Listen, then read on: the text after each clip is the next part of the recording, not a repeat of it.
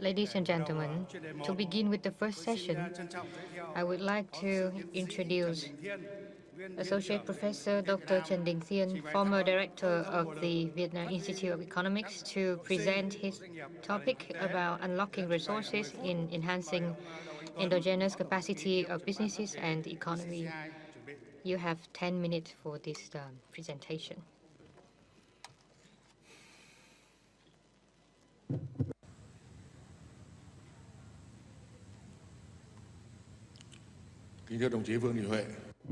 His Excellency Vương Đình Huệ, Politburo member, President of the National Assembly, leaders of the state and the National Assembly, and the delegates, I would like to go straight to the point. So, my topic today is about unblocking resources and enforcing internal strength for early economic recovery and breakthrough development. I think that the word unblocking resources means a lot to us. And the topic today is suitable with the opening session and the keynote speech that we have listened earlier. And the most urgent problem is that the resources has not been unblocked. And first of all, I would like to share with you a situation that we all know, that Vietnam is the star, the economic star. But in fact, within Vietnam, we see a lot of paradox of development. And now I will focus on some of the economic paradox of Vietnam, not to see it in a very negative lens, but we see some of the special features of the economics of Vietnam. And with this paradox, we see both the positive and negative development of the Vietnamese economy. And as soon as we can identify this paradox, then we will change the challenges into opportunities. Without it, we cannot brought about measures for the economic solution. And as I said, in a very complicated and new situations, we should have a new mindset.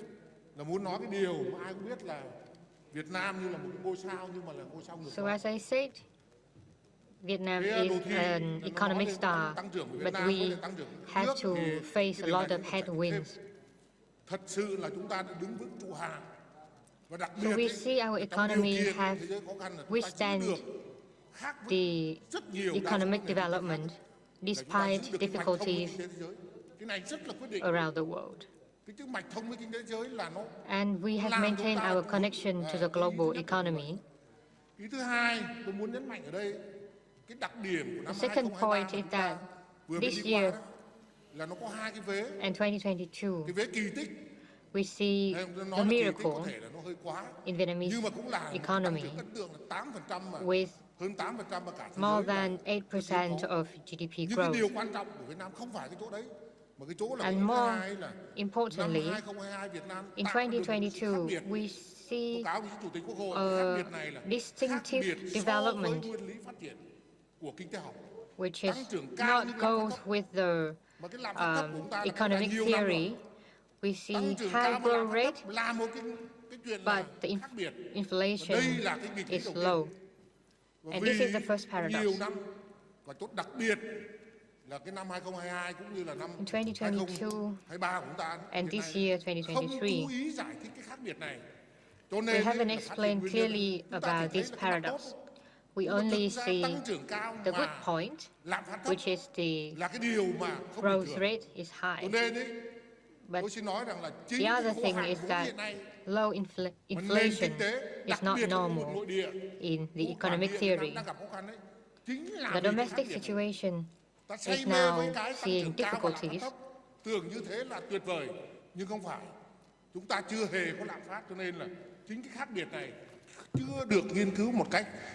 And these differences has not been carefully investigated. Within the situation in Vietnam, the low inflation, in fact, brings some difficulties to the economy. I will say shortly about the first paradox. We have witnessed great growth, but then the momentum for growth is now declining. Ever since the economic reform, đổi mới, during 40 years, in every 10 years or 12 years, we see the growth rate decrease almost by 1%. And from years to years, this trend has been maintained, so that we cannot maintain our economic growth target. And there is a lot of reasons for the declining in the growth rate. But my theory is that there are some problems in the internal momentum of the economy. A lot of economists have warned us about the situation, but for now we haven't had much research on the decline in the growth rate momentum.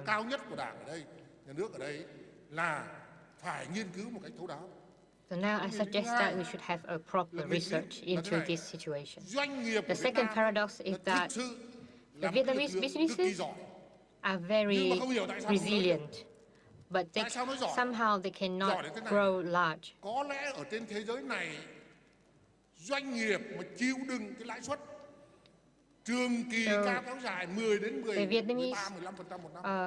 the Vietnamese businesses have endured like the interest rate from 12 to 15%, and we have gone through a lot of costs and the lengthy procedures. So I can say that we have a great resilience. However, despite this resilience, we don't have enough strength or power to grow bigger.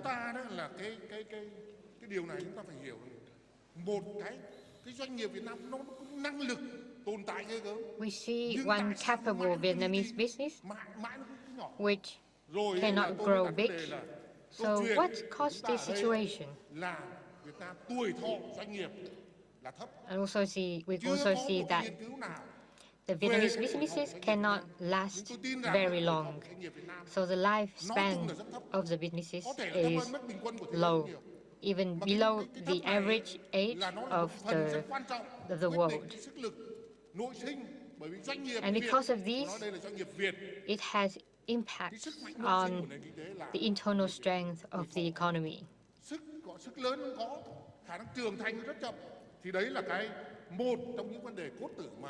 So this is one of the core issues that we have to resolve. The numbers of businesses which has to withdraw from the market is growing. So we use the word withdraw, but in fact it is about to be close the door or to go bankruptcy. So 2/3 of the businesses has been closed. And as a result, it impacted the social and the economic strength. And as we see, the private sector is an important momentum for economic growth, but they are now declining in the number. The third paradox is that we have quite a great budget, but then somehow we lack of capital. So there are some reasons in which the money on the budget cannot be turned into the capital for the economy.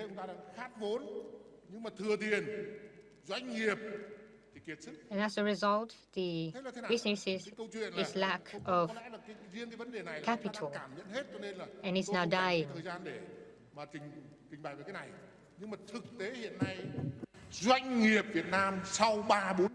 So after 3 years of the COVID-19 pandemic, the businesses, Vietnamese, is now in great shortage of capital. It's difficult for the bank to lend the businesses, and also the businesses cannot borrow or doesn't dare to borrow. And millions of billions has been blocked and cannot be distributed to the businesses. And this is the problem in the economic structure that block the flow of capital. As a result, we cannot have jobs, and then without it, we cannot have income. So we see a lot of collateral damages in this lack of the flow of capital.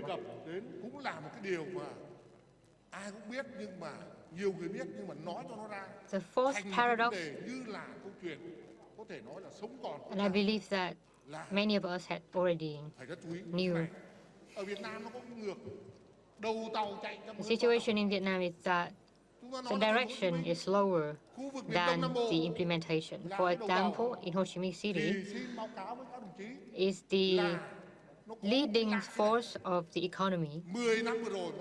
But over the past 10 or 15 years, the growth rate of Ho Chi Minh City is declining and become weaker than other regions and cities in Vietnam.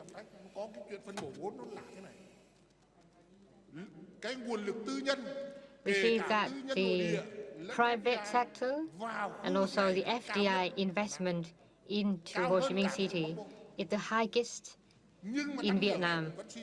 But still, the growth rate in Ho Chi Minh City is declining, or is not, they cannot catch up with other regions in the country, despite the highest investment from the FDI or from the private sectors.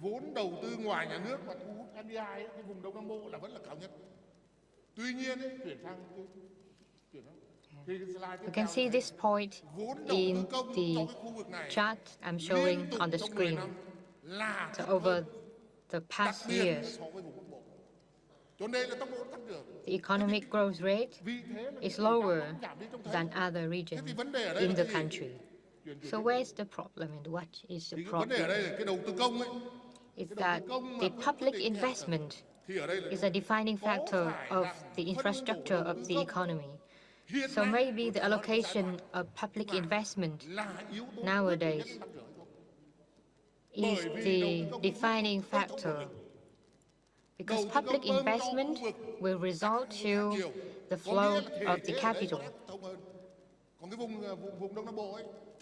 Whereas in the south, in Ho Chi Minh City, we see less public investment, so that the economic growth cannot catch up with other regions. So the key solution is unblocking the flow of the capital. We have to find the bottlenecks and then unblock it. Thực ra nghịch lý bây giờ nó nhiều, cái gì nó thành nghịch cả. Nhưng mà thôi xin đề cập đến mấy cái mà So these are the four paradoxes that I want to focus on in this presentation. And with that, we have an overview about some of the problems in the economic situation in Vietnam. Again, I have to highlight that the economic situation in Vietnam has some problems in the internal strength.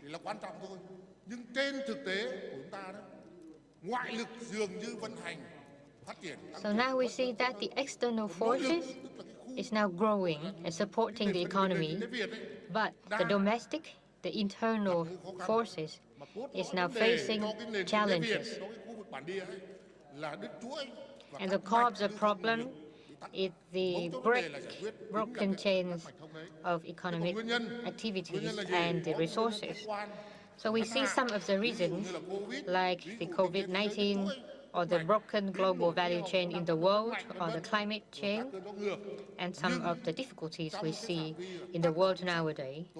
But regarding the Vietnamese policies, we see some of the reasons in the structure of the economy and then the short-term management of the economy. And today, with the presentation of the National Assembly leaders, both of them have emphasized the objective and subjective reasons, and not only long-term, but short-term and middle-term reasons for the difficulty of the economy.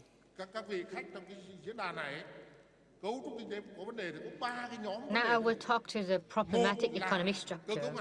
The first problem is about the structure of the economy.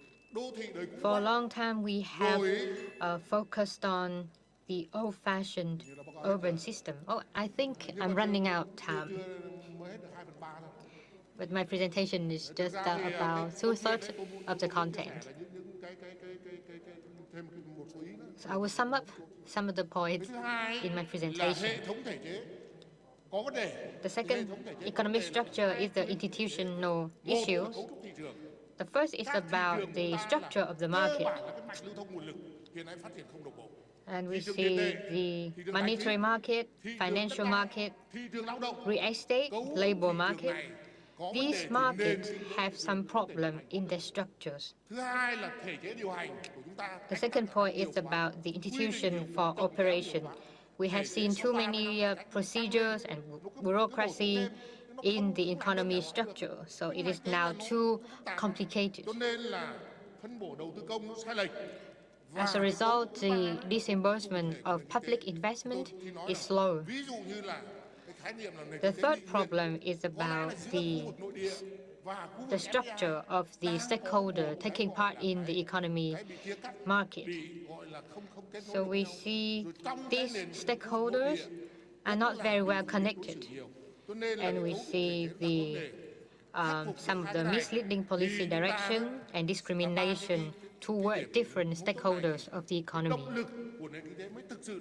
And if we can resolve all these three economic structure problems, and then we can boost the economy.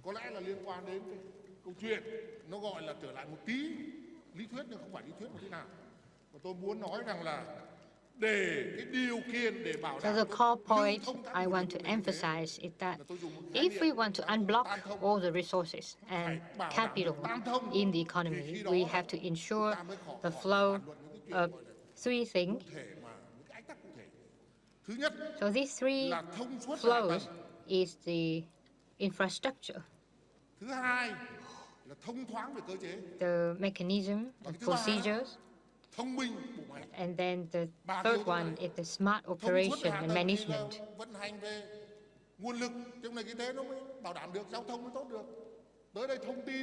So in infrastructure, we have to unblock the flow of both the hard and soft infrastructure. We have to and then we have to unblock the mechanism to be transparent and fair competition in economic and in the market. And the third, we have to unblock the smart operation. That the operation must be have seen easier or more direct in the decision of economic. I will move to some of the last slides.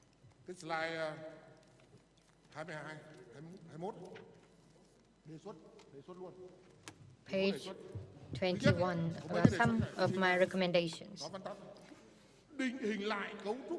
First, we have to reshape the structure of the market economy, which is unified and no longer be disconnected. We have to, and then we have to following the party's policy of the combination between internal and external forces of the economy. Well, the policy is right, but then the implementation, we now see some difficulties.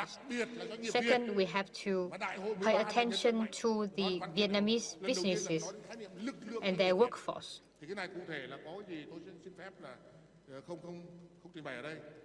Thứ ba đó, Number quan three, trọng nhất về mặt we thể chế là phát triển should các thị trường một cách đồng bộ. promote Đặc biệt là thị the trường đất đai synchronous hiện nay. development of the market. Xin phép với Chủ tịch Quốc We hội must hôm nào see phép the ngồi unity lên of chia sẻ different với markets, lại such as the real estate market.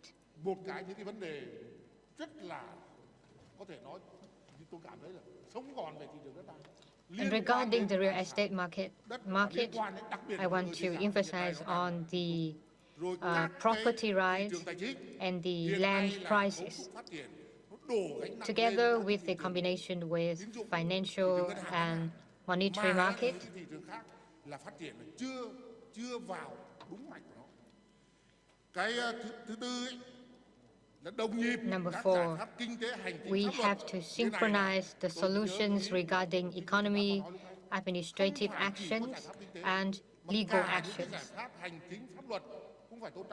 So we have to combine all of these solutions so as not to damage the market economy. And number five, we should promote public investment disbursement. Thứ nhất là chuyển ngay giá điện sang giá thị trường. I also recommend some solutions. We have to follow the market prices. For example, like the electricity price must catch up with the price of the market to increase the competitiveness of the economy.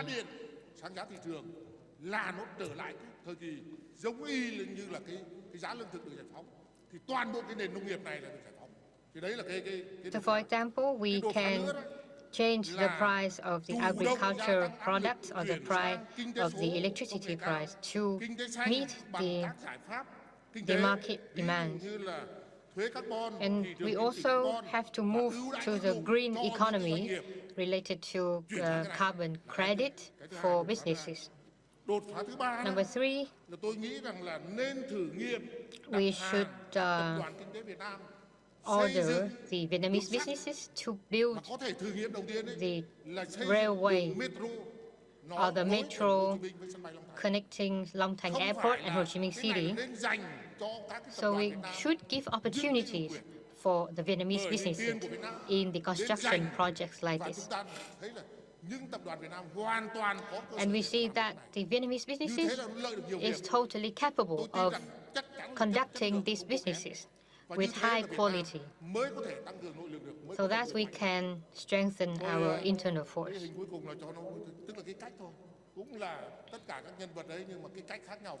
So we see that if we change the mindset and then we change the solutions, then we will have different results, better results, and unblocking the strength of the economy. Thank you.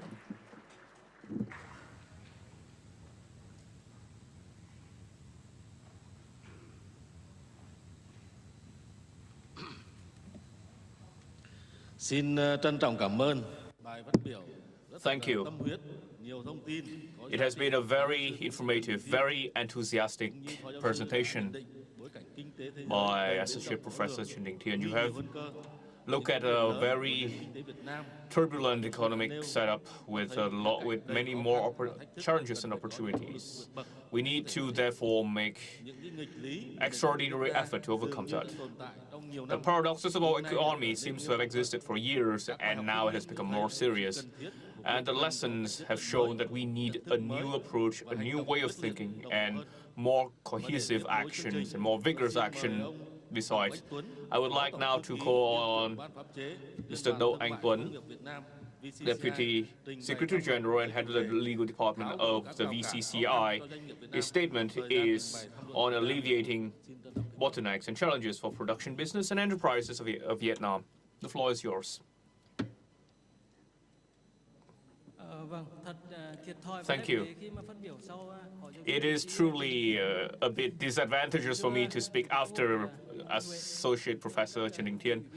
Your Excellency, President of the National Assembly, distinguished leaders of the party, state, distinguished guests, my statement is in the first topical discussion.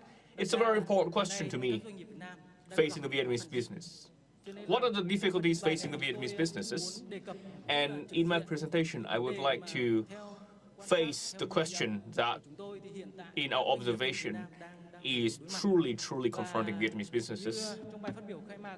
As in the opening presentation, opening statement by the President of the National Assembly, has stated the difficulties facing the Vietnamese economy over the last 8 months. We can see this very clearly now. And that is the ratio of new businesses establishing is falling, and the rate of businesses leaving the market is increasing. Export and import is also falling, especially in key sectors. This is clearly stated in my presentation. Thirdly, industrial indicators are also falling. These are truly concerning signs for the health of the Vietnamese economy and Vietnamese businesses. So in the future, if we are to bring the Vietnamese economy back to its orbit to realize the goal set by the resolution of the National Party Congress, we will need more comprehensive and cohesive solutions in order to emancipate resources, especially for the development of businesses. There are 6 bottlenecks that I believe I have observed we can consider to be typical that Vietnamese businesses have to confront today. Some are very traditional, such as the quality of infrastructure, such as credit access or labor access. These are traditional issues. Let me go one at a time. First, infrastructure. There are many indicators to measure the quality of infrastructure, whether they meet the need of Vietnamese investors and international investors. A survey from 2,000 businesses every year goes to show how much FDI businesses see infrastructure. And in this graph, you can see this very clearly. The growth of the quality of infrastructure in the eyes of FDI firms, it seems to show that it is stalling, it's stagnating. Therefore, it is now all the more essential for us to continue upgrading infrastructure. Another indicator is a review from the World Economic Forum. The quality of Vietnamese infrastructure, from railway to waterway, ports and land roads. This goes to show that Vietnamese infrastructure compared to its strategic competitors, it shows that Vietnamese infrastructure is not yet one of our strengths. On the other hand, we can even consider it our weakness. That is why the recent priority for the National Assembly and the government is to speed up upgrade of infrastructure. This is very appropriate. And if this can be more vigorous, this can be sped up, this would help to alleviate a very important bottleneck facing Vietnamese businesses. In infrastructure 2023, we can see a new issue, and that is the shortage of power.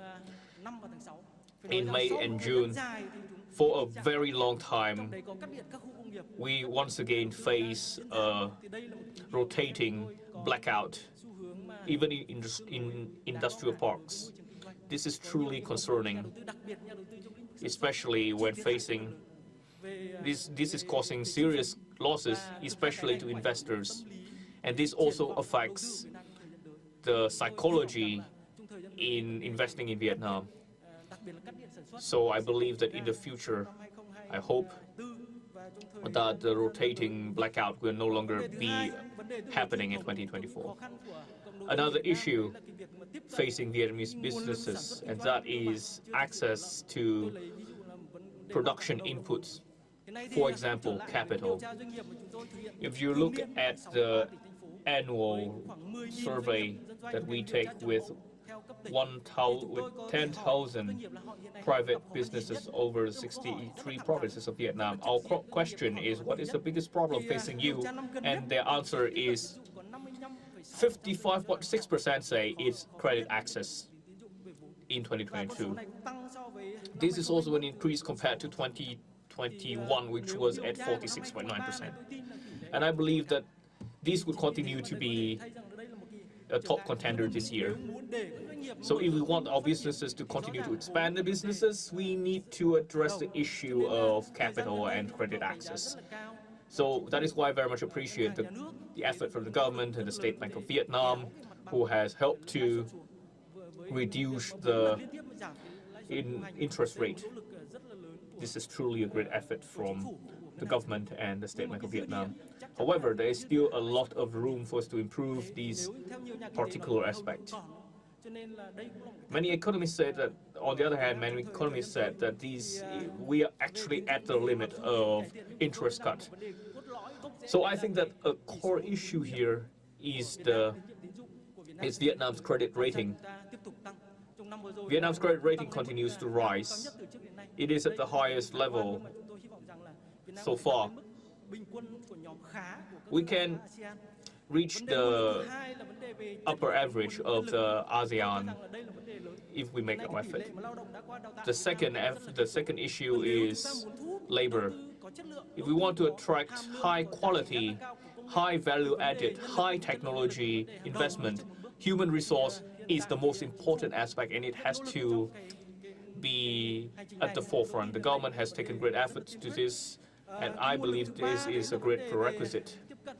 The third issue is land access. Another indicator that we're using here is land access in the PCI index. The question asked is whether businesses can have access to land. In this table, you can see that land difficulty is facing a lot of businesses, especially small and medium enterprises. And I hope that with the amendment of the land law by the National Assembly during the last session, we would be able to address a lot of issues in land access, especially regarding land regulations, so that regulations would be more transparent, processing time is shortened, and transparency will be upheld. Another issue is high input cost. This is greatly hampering Vietnamese businesses' competitiveness. There are three different groups of cost. Labor cost. Of course, we have a lot of goals. If we want to ensure a better life for workers, this has also need to be taken into consideration. But at the same time, let's look at insurance. Vietnam has some of the highest insurance costs in the region, 17%. Of course, and if we include other costs, it's 32% of input. So that is a huge gap between this in Vietnam and other businesses and other countries. For example, the labor union fee of 2%. And also Vietnam's base salary is increasing, and labor-intensive sectors such as textile, compared to other countries like Bangladesh, or capital cost. Many businesses believe that capital cost is eating into their bottom line, and other fees too. Our concern is that many law bills are piling on the fees, and this is greatly increasing input cost. Transportation and logistic cost is another one. Well, this is thankfully on the decrease. The fourth is legal institution and law enforcement. You can cite a lot of examples here. The predictability of law changes and law enforcement. This is something which is truly concerning.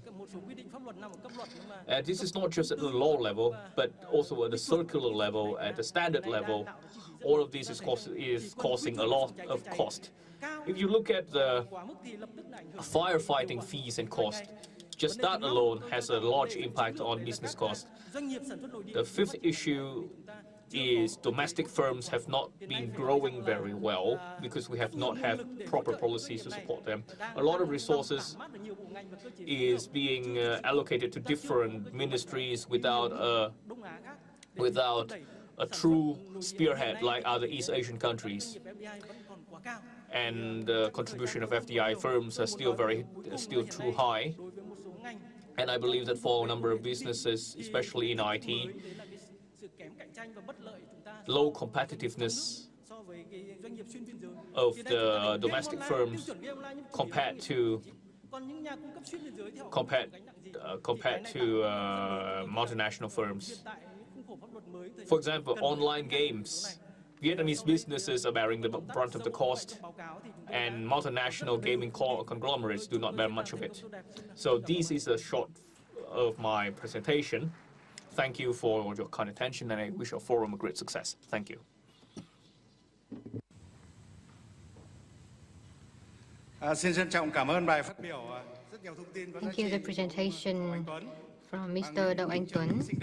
And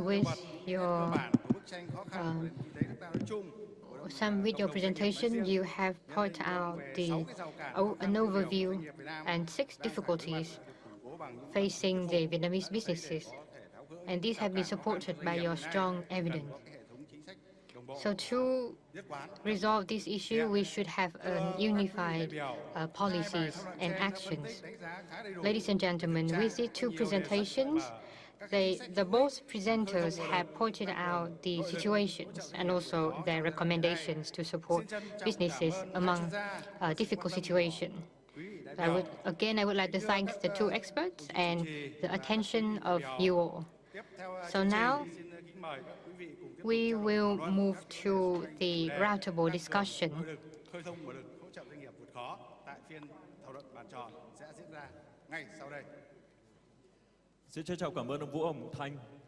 Thank you, Mr. Vũ Hồng Thanh, Chairman of the Economic Committee of the National Assembly. Next, I would like to invite the following delegate on stage: Mr. Võ Thành Hưng, Deputy Minister of Finance; Mr. Đỗ Thắng Hải, Deputy Minister of Industry and Trade; Mr. Đào Minh Tú, Standing Deputy Governor of the State Bank of Vietnam; Mr. Zochen Smithman, Resident Representative of the IMF in Vietnam; Mr. Phạm Tấn Công, Chairman of VCCI; and Professor Tô Trung Thành from the National Economics University. And I would like to invite Dr. Nguyễn Mạnh Hùng, Assistant to the Politburo Member, Director of the Ho Chi Minh National Academy, to chair the roundtable session. Thank you.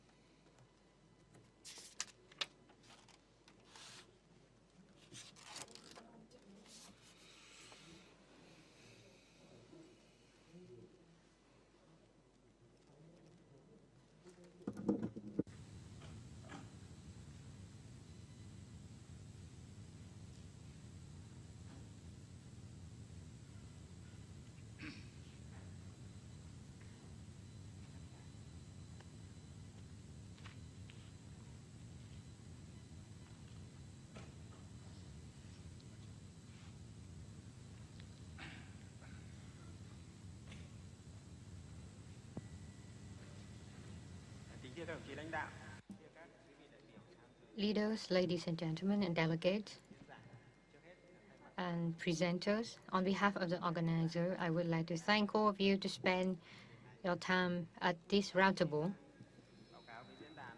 And first, I would like to raise a point that we have only a few minutes for this roundtable, so I would love to extend the roundtable in another 10 minutes for further discussion. The topic of this roundtable, we have collected and selected some of the questions to send to the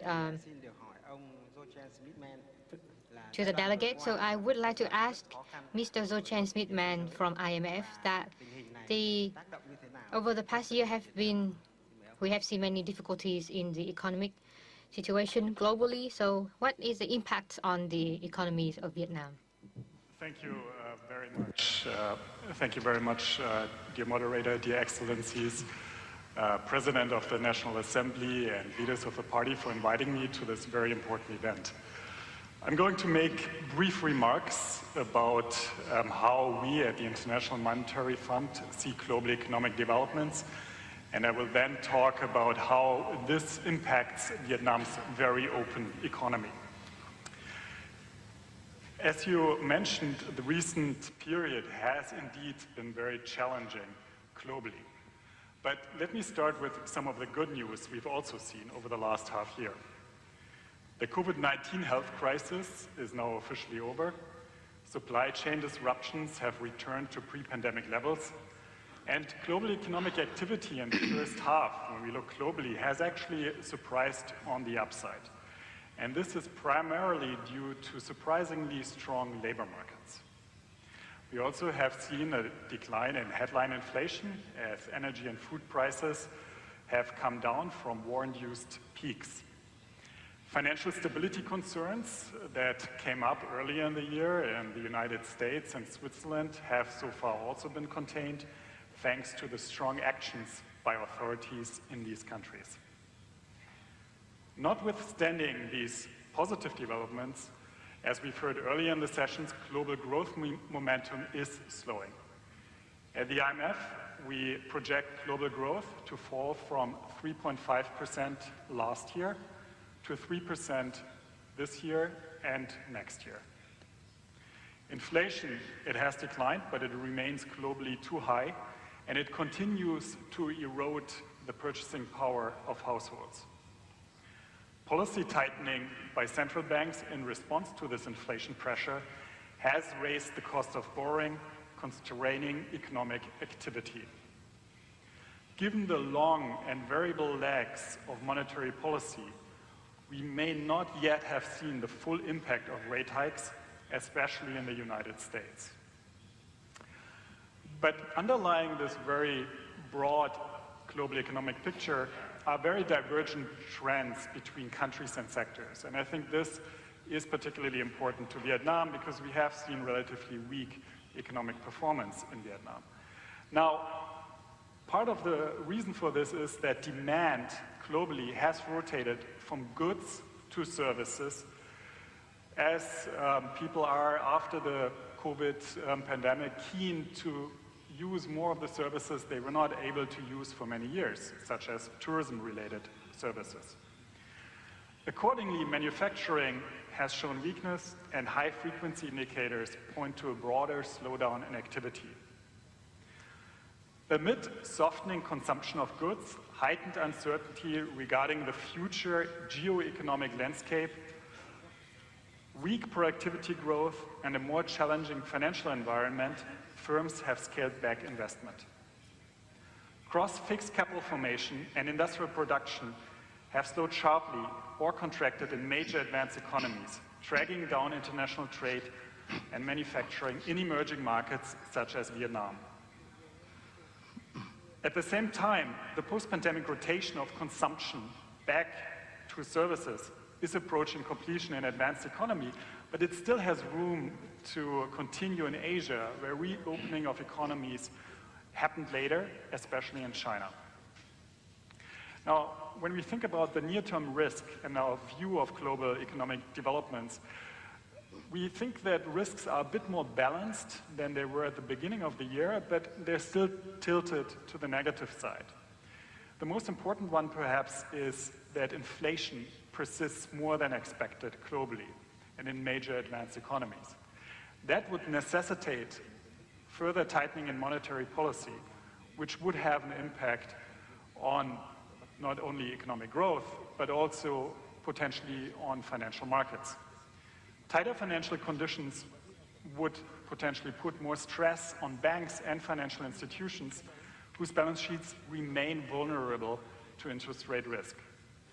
Contagion effects are possible, and a ripple effect and a flight to safety with pressures on emerging market currencies, including the Dong, could trigger negative ripple effects for global trade and growth. The third factor, the third risk I would like to mention here is China. China's near-term recovery performance could be weaker due to deeper real estate contraction, weaker consumption, and lack of meaningful policy support. Now, on Vietnam specifically, we've seen external headwinds play an important role in the recent growth slowdown. Economic growth slowed to 3.7% year-on-year in the first half of 2023, with investment recording one of the worst performances in more than a decade. Domestic financial distress and turmoil in the real estate sector played an important role, along with a sharp contraction in exports. Now, the drop in Vietnamese exports, including textiles, furniture, electronics, partly reflects simply a normalization of global consumption patterns that were distorted by the pandemic. So a big spike in demand for these products during the pandemic, and now, as I mentioned, we see this shift back towards services, and both services and goods demand has yet to fully normalize. Now, looking ahead, we project Vietnam's economy to recover in the second half of the year, and our view is based on a tentative recovery in goods exports and containment of the domestic real estate turbulence. The main external risk is a deeper and more persistent weakness in external demand. While recently benefiting from some business diversion to China, Vietnam stands to lose if we see an escalation of geo-economic fragmentation and supply chains. If external demand for goods is weaker than expected, this would also weigh on business investment in Vietnam and the labor market. In addition, risks to Vietnam stem from potentially higher interest rates in advanced economies that lead to tighter global financial conditions. In this scenario, pressure on emerging market currencies could rise and require tighter monetary policy in Vietnam, which would raise the cost of borrowing for businesses. On the upside, let me end on a positive note, Vietnam stands to gain from the ongoing recovery in services demand, given its strong position in tourism.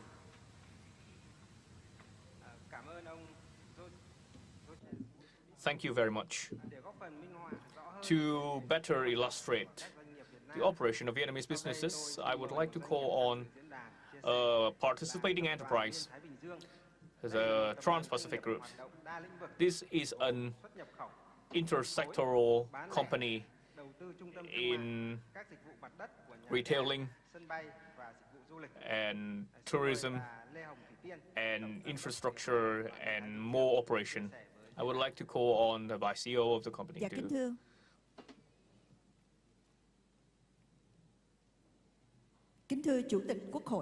Your Excellency, Vương Đình Huệ, President of the National Assembly, distinguished leaders, experts, it's my great honor today to participate in the President Forum. Our group is engaged in many sectors. During COVID, we have worked hard to ensure a stable livelihood for 20,000 employees and 25 of our subsidies. I would like to speak for those who have worked hard to keep the economy up over the last year. In 2021 and 2022, Vietnamese businesses encountered a lot of difficulties such as supply chain disruption, social distancing, the Russia-Ukraine conflict, and all the rest of it. And this year, due to the fall in global commerce, Vietnamese businesses are put in the back foot. A lot of contracts were cancelled, and every business are in difficulties facing with this squall of tightening consumption. Therefore, businesses need policies to strengthen the internal resources and overcome difficulties. Our first recommendation is tax, interest, and borrowing cost support. There's been a lot of policies in place, but a lot of businesses still have difficulties accessing credit after 4 interest cuts. There has to be concrete solutions for each different sector, and there need to be a concrete assessor for businesses. Second recommendation, there need to be less barrier for businesses. We have to review policies and standards that are higher than necessary to avoid wasting resources for businesses. The third sort of policy is regarding tourism development. The companies and countries in the region is working hard to driving tourism, so we have to stimulate tourism demand. First, Khi nói đến chính sách tourism này in thì đa số các ban ngành đều tránh né vì sợ in thất the thu zero thuế. tax Nhưng theo zones. BCG, According to Boston BCG, Consulting Group, the trên thế giới Boston đang có Consulting hơn Group, there are 5.383 khu thương mại tự do và khu phi 5,300 thuế quan. free trade Riêng châu Á đã có and hơn tax-free 4.000 duty-free khu. zone. Nổi bật nhất là khu Jeju của The Hàn Quốc most và Hải Nam của Trung Quốc. striking Các chính is sách ưu đãi của Hainan họ đã of chứng minh China and chính phủ Jeju không thất thu thuế of mà còn được South lợi. Korea. Việc All tăng this goes trưởng to đầu show tư that do khách this du does lịch not đến lead chữa to a trị, loss y of tế, tax mua because sắm, giáo dục, vui chơi giải trí. when Khách du consumers lịch come nội địa here, được mua $15.000 miễn thuế một người they một can năm. purchase Kết quả là du lịch tăng trưởng $15,000 80%, free đầu duty tư free a FDI year. và nội địa tăng This has trưởng led to an 150%. increase of GDP của FDI Hải Nam tăng 4,2% trong năm growth. 2022. The economy of Hainan grew by 2.4%. Factory outlet is also another solution in duty-free zones. If we can open such factory outlets, this will be the first in Vietnam and in the region to help Vietnam retain foreign currency.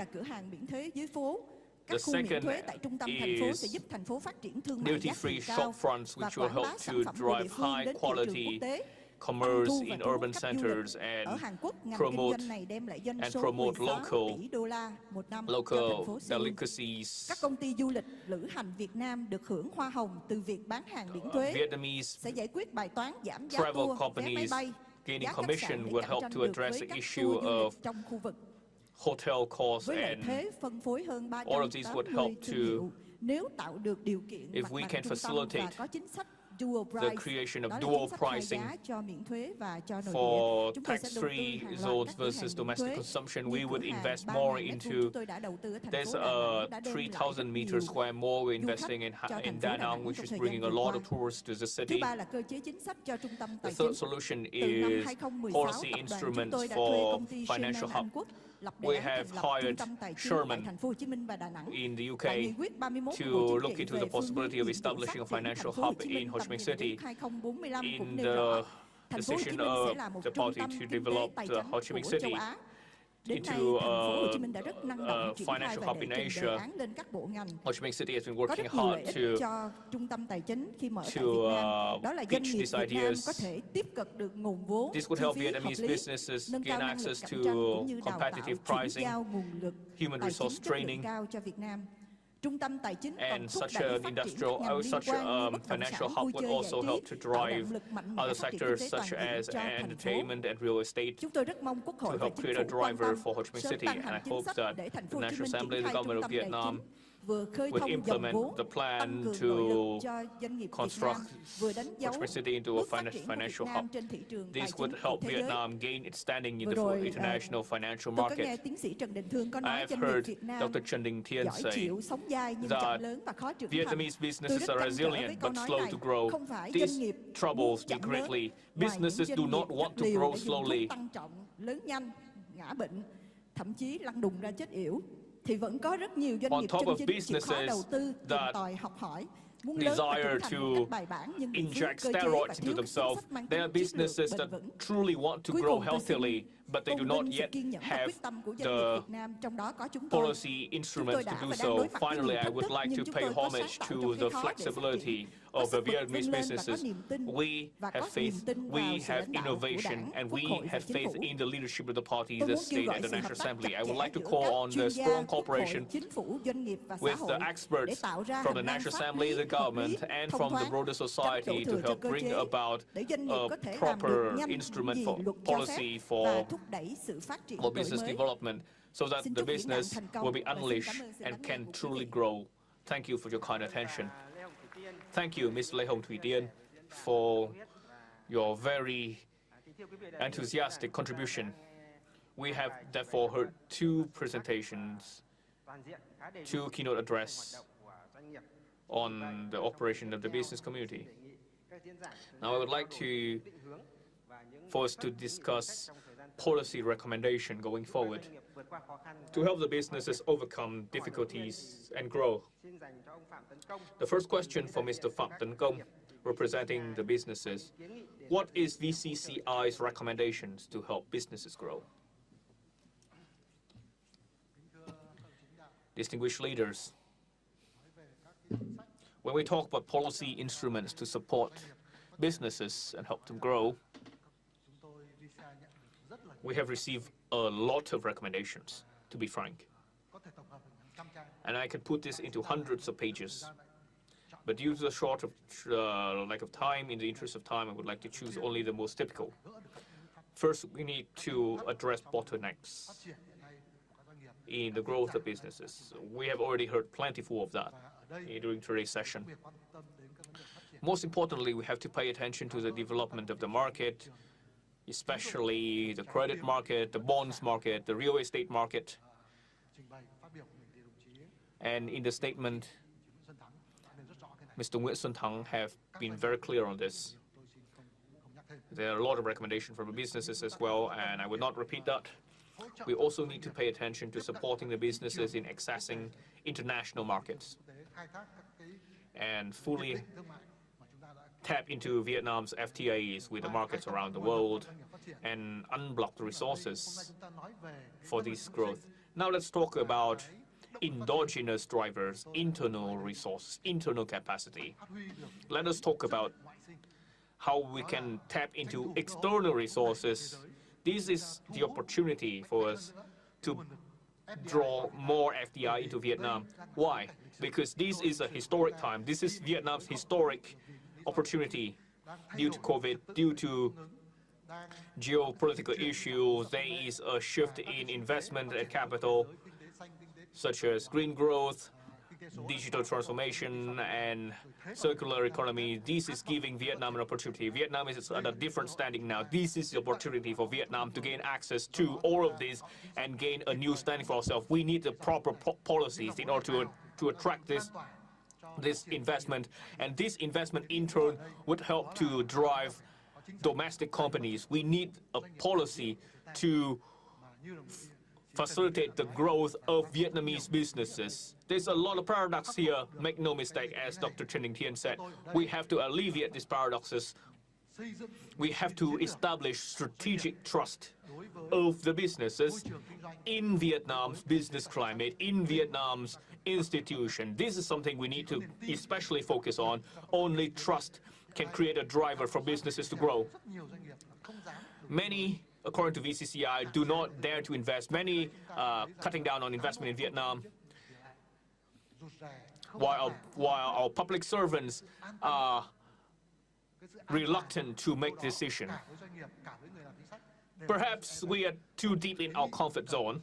Therefore, we need to create an environment that is not only conducive for businesses, but it has also need to be certain so that businesses can rest assured when they invest in Vietnam. Thank you, Mr. Phạm Tấn Công. Truly, rebuilding trust in for the business community is very important to help Vietnam drive the economy, because we're facing so many difficulties. Distinguished guests, ladies and gentlemen, our speakers today, we have representatives from 3 bodies: the Ministry of Finance, the State Bank of Vietnam. All of these are in charge of the sectors of economy. Now, Ms. Võ Thành Hưng, what do you think the Ministry of Finance would do? What is the Ministry of Finance priority in addressing fiscal policies, especially in unleashing the bonds market and funding for businesses? Distinguished leaders, distinguished guests, facing with the difficulties caused by COVID-19 and the turbulences in the world economy and financial market, and the Vietnamese market as well, under the leadership of the party, the National Assembly, the government, we have implemented a wide range of loosening and focus fiscal and financial policies and monetary policies. We have provided record support to the Vietnamese economy, 8.3% of the GDP, much higher than other countries with the same size economy as ours. Fiscal policies play a very important role. We have been implementing a wide range of tax cuts. In 2021, until now alone, we have cut 530 trillion Vietnam dongs worth of fees and tax, and this year that figure is 200 trillion Vietnam dong. and 130 trillion Vietnam dong is already implemented. There are also a wide range of other administrative reforms in place, including the additional use of IT, such as e-billing and streamlined tax and customs policies. In the taxation domains, we are reducing and implementing more than 90% of our procedures are electronically filed, and tax return is now sorted through the shortened procedures so that they would be processed 6 days after receiving the tax file from the businesses. We are also increasing budget expenditure to stimulate demand and consumption, such as social welfare policies, higher base salary, and all the rest of it. As the President of the National Assembly said, we would add another 65 trillion Vietnam dong to public investment to this end. On the financial, capital, and bonds market, the Ministry of Finance has been improving policy instruments. We have submitted to the government Decree 008 to supplement Decree 63 on bonds market. We're also implementing measures to support the bonds market and to support business confidence, encouraging businesses and investors to sit together to talk about measures such as debt relief, debt postponement. We have also established a network of individualized bonds payment through the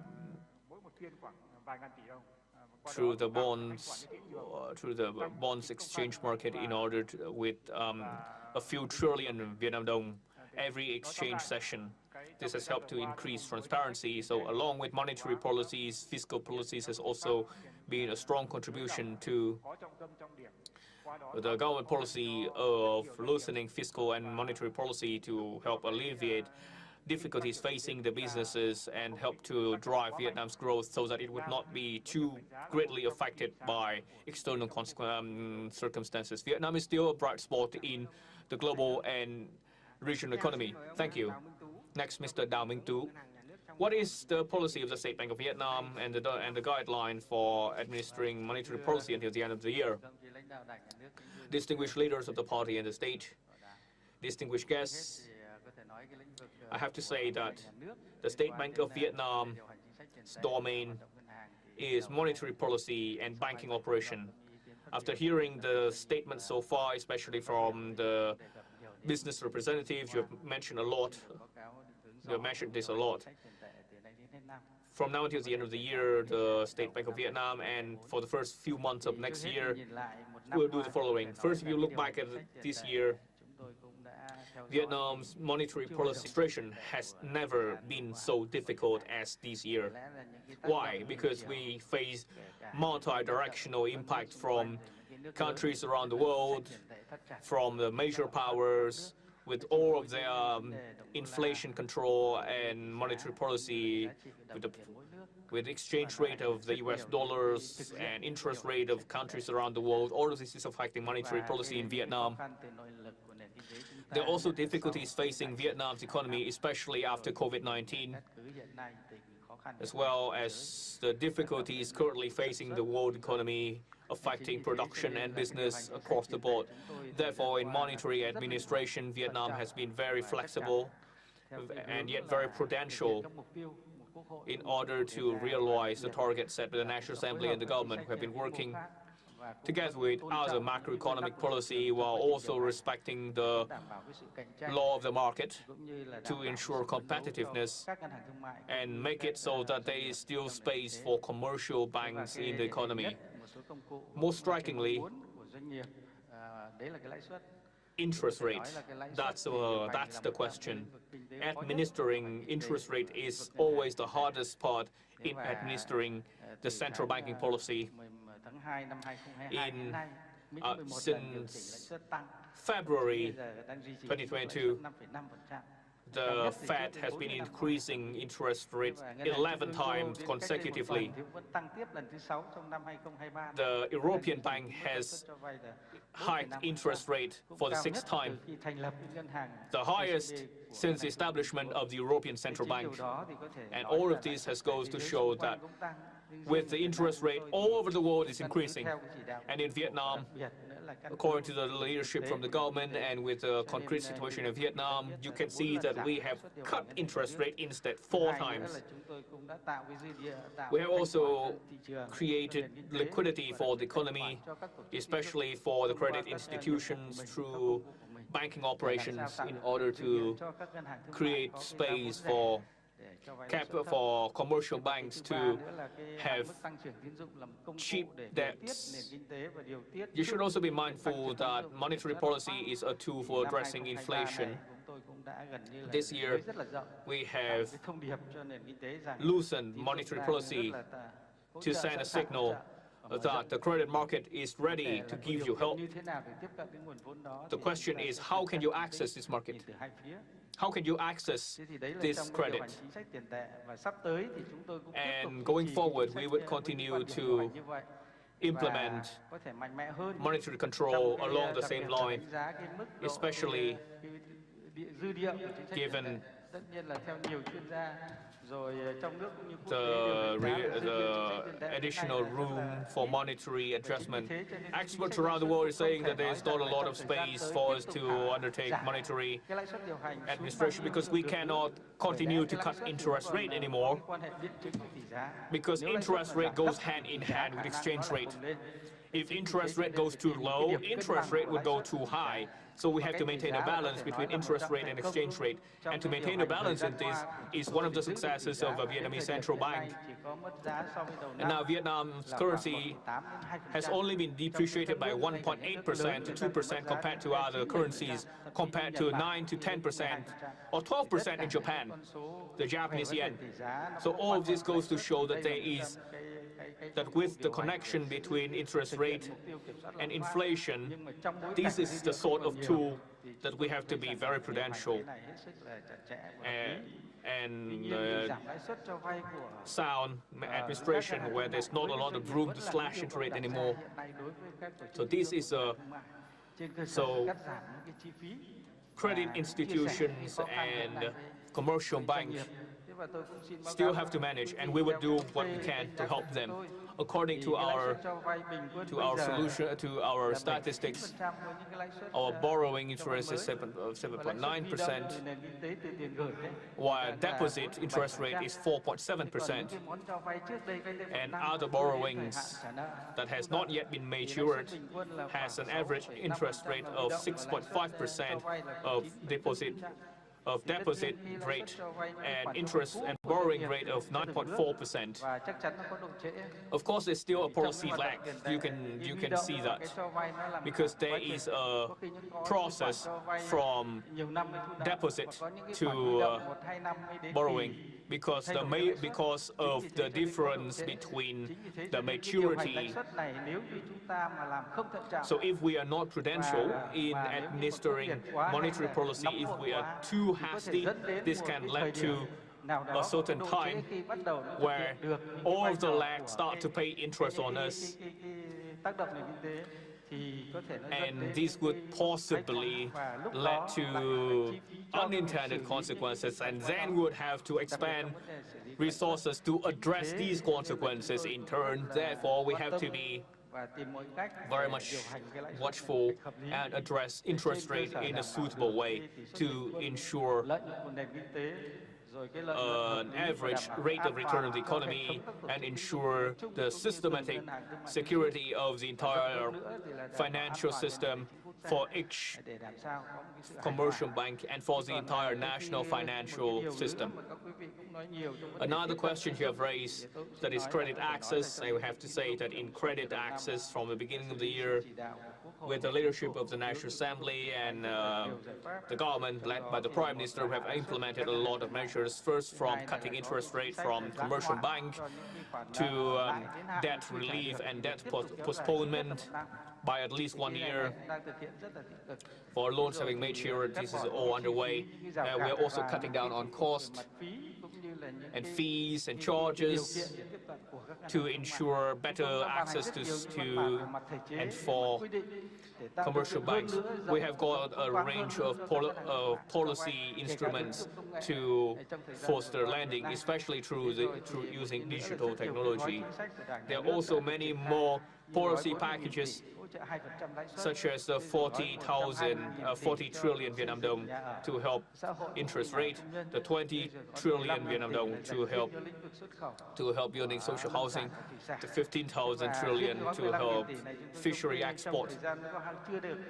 So in just 2 months, we have been able to disburse 6 trillion Vietnam dong in the package for supporting fishery exports. We have also held business matchmaking events in 8 places, and we are working alongside with local governments to alleviate issues facing each business, each project, each locality, so that we can work together. At the most recent conference in the Mekong Delta last Friday, the question of capital financing and the issue of finding markets for rice and fishery exports, this has been raised by many businesses. Many of the businesses have been saying that there is not a shortage of capital, but the question is we have to gain access to credit. This goes 2 ways. This goes from the bank, this goes from the businesses, because credit is not subsidy, and therefore credit requires a minimal condition for credit to be granted. So all of this has to be taken into consideration, and this is the view from the State Bank of Vietnam. Thank you, Mr. Đào Minh Tú.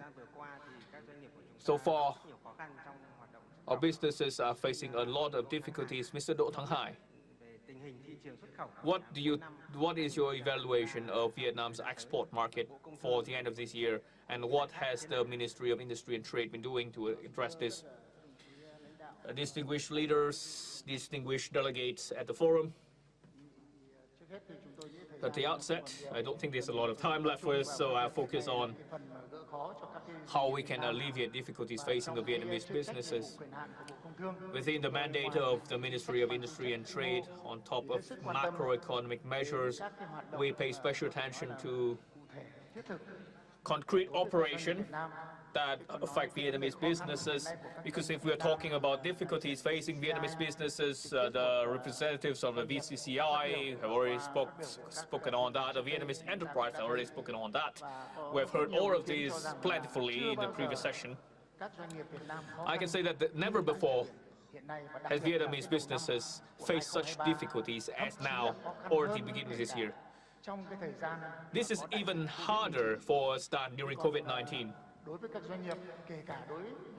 For businesses, even and including export and import firms, and those doing business in Vietnam, the worst part is finding the market, to find the consumption market for their products. Our businesses are like a sick person. They need something effective now rather than something that would be slow acting. The world economy has been slow to recover. Consumption has been slow to recover. Inflation is high, especially in Vietnam's key export markets such as the US, EU, Japan, China, and all the rest of it. Additionally, due to COVID-19, the number of excess inventory in these countries and markets are still very high. That is why Vietnam's contracts into these export markets has been falling. Therefore, the Ministry of Industry and Trade has been, with the leadership from the government, been working hand in hand with the companies and localities to address this. We have been keeping a close eye on the development of the global economy, especially policy adjustment in Vietnam's key markets, key export markets, so that we can provide early warning to businesses and provide early advice to the government and information to the business community so that they can take measures accordingly. Secondly, we have been stepping up business promotion activities. I would like to take this opportunity to pay homage to the very effective inspection and working delegations from the leaders of the government and the state, including from the President of the National Assembly. Your working visits have been a galvanizing force for Vietnamese businesses. From the Ministry of Industry and Trade, we have been... We promote information dissemination. We assist enterprises to fully tap into their potentials. We provide preferential treatment in FTP such as CPTPP, EV, FTA, and the newest commitments with the UK, with UAE, and in the near future with Israel and a number of other countries. Besides the traditional markets, which are facing numerous difficulties and obstacles. One of the things where we see that we put a lot of effort is that in the past, we organized various study tour and research tour in the past. Given the limited time and resources, the efficiency did not reach our expectation. Recently, we invited major sponsors and famous sponsor of the world in 13 of a series of events under the theme of merchandise connectivity hosted in Vietnam. We invited dozens of multinational corporations such as Uniqlo, Walmart, Amazon,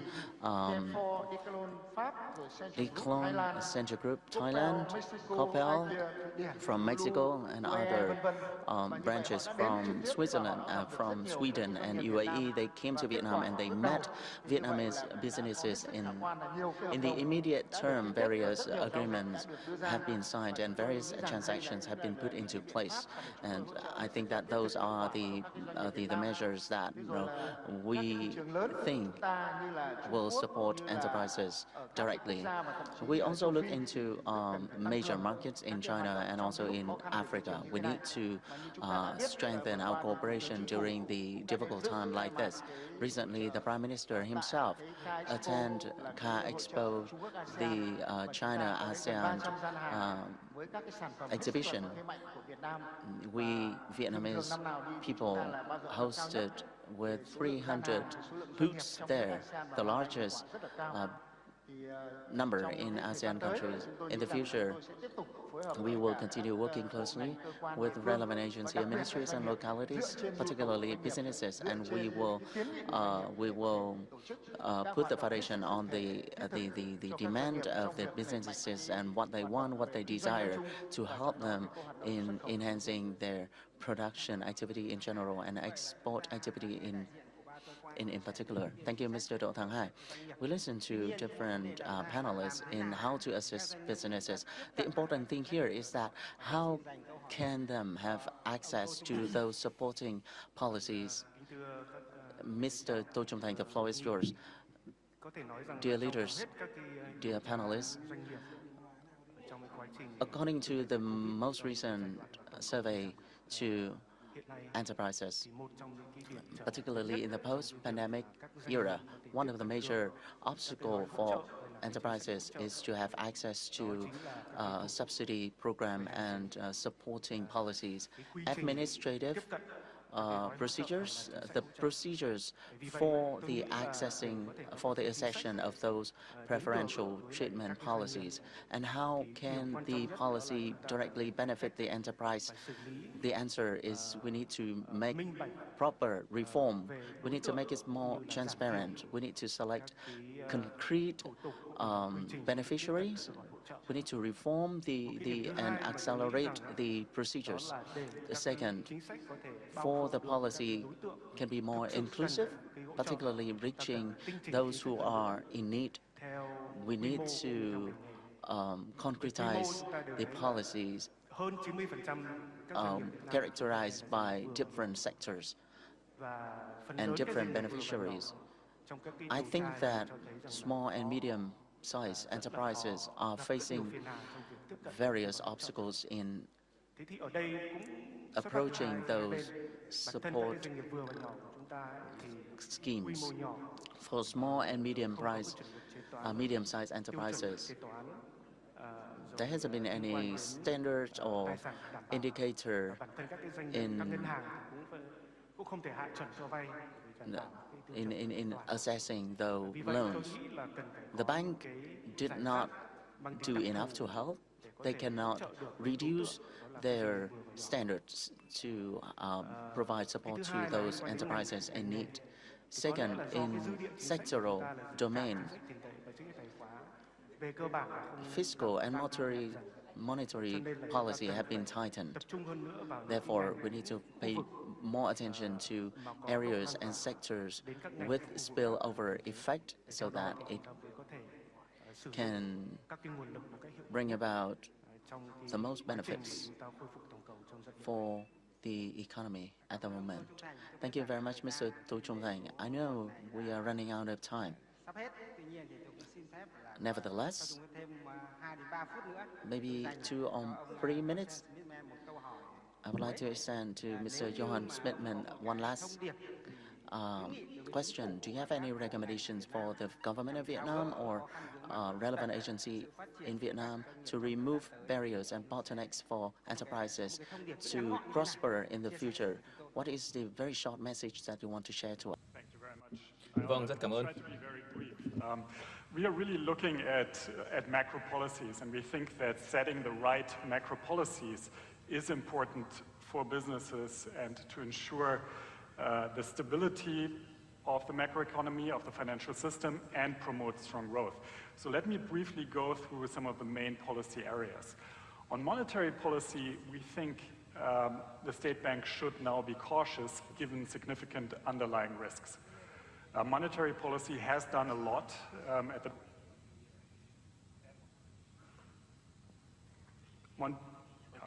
Monetary policy has done a lot at the beginning of the year, and we think there is limited room to do more. Interest rates in the interbank market are close to zero, and as we've heard, with interest rates high in advanced economies and potentially set to rise more, there could be pressures on the exchange rate, which would really limit the room for the state bank to ease further. So we think that fiscal policy should take the lead in sustaining demand. And Vietnam is in the fortunate situation to have fiscal space to stimulate the economy, and this is the result of very prudent policies over the years. We already have heard from the Ministry of Finance that there are measures to stimulate the economy. On this, we think that perhaps some of these tax cuts are a bit regressive and could have a negative impact on the climate and congestion. Instead, we think fiscal policy could focus on spending to address infrastructure and social needs. In this context, we also think that it's really important to step up policy implementation and address the bottlenecks in the public investment cycle, including land-related issues. Now, a third policy area that is really important to regain, as we've heard, the trust in the private sector, both domestic investors but also foreign businesses, is to solve the problems in the real estate and corporate bond markets.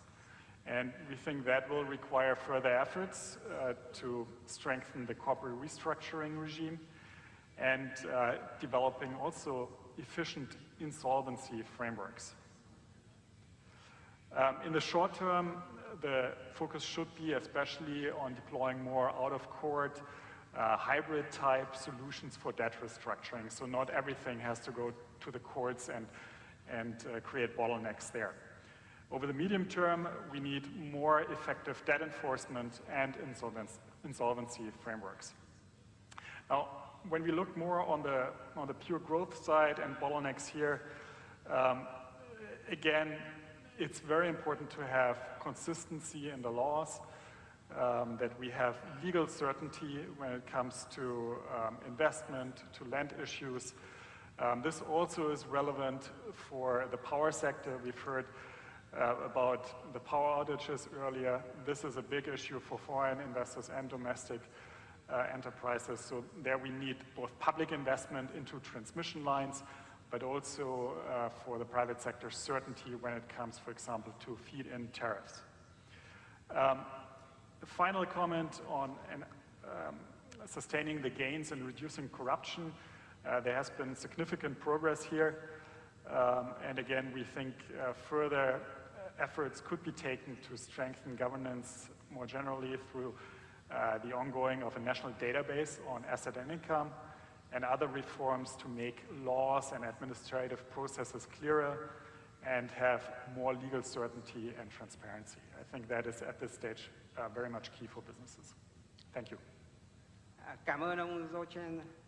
Thank you, Mr. Jochen.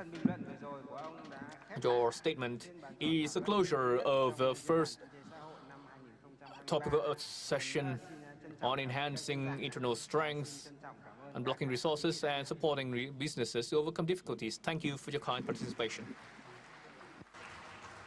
Vâng, xin trân trọng cảm ơn Phó Giáo sư Tiến sĩ Nguyễn Mạnh Hùng và các diễn giả Professor Nguyễn Mạnh Hùng and the experts who have been part of the first session of roundtable. Vui lòng chờ trong giây lát chúng ta sẽ And now we will move right away to the second session to ensure that the program still runs on schedule. Thank you.